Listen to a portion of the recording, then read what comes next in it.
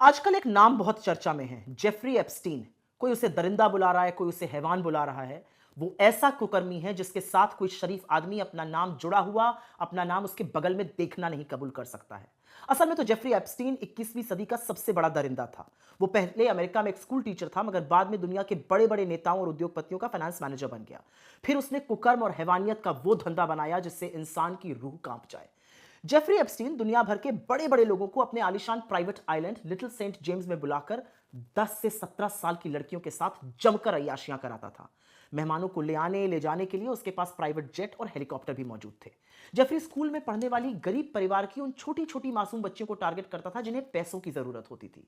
इन बच्चियों से वो कहता था कि हम तुमसे मसाज करवाएंगे, बदले में तुमको ढेर सारा पैसा देंगे। इसकी बातों में आकर जब ये छोटी बच्चियां इसके ठिकाने पर आती थी तो ये इन बच्चियों को अपने दरिंदे मेहमानों के हवाले कर देता था।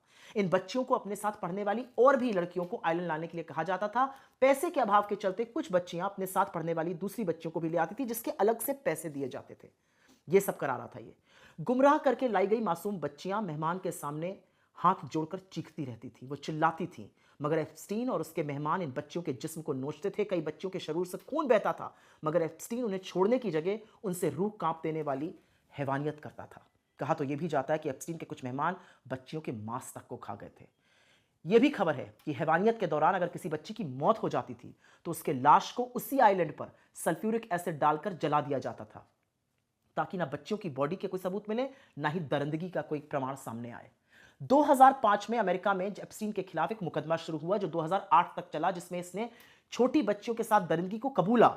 इसे जेल भी हुई, मगर बड़े बड़े लोगों की कृपा से कुछ ही महीनों बाद यह जेल से रिहा हो गया और वापस आकर इसने फिर से हैवानियत और दरिंदगी का व्यापार दोबारा से किया।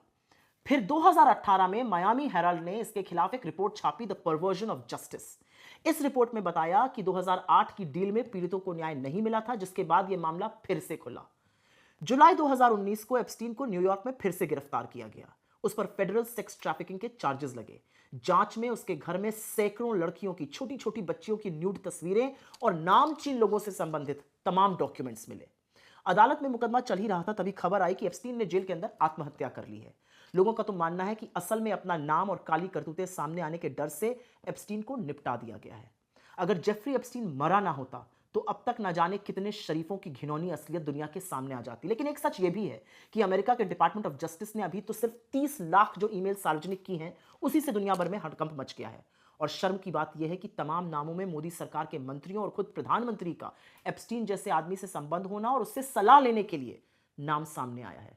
इससे ज्यादा शर्मिंदगी की हमारे देश के लिए, इस दुनिया के लिए कोई और बात हो सकती है। लेकिन क्योंकि बहुत सारे लोग जानना चाहते थे कि एप्स्टीन को हैवान क्यों कहा जा रहा है, मैं आशा करती हूं आज आप समझ गए होंगे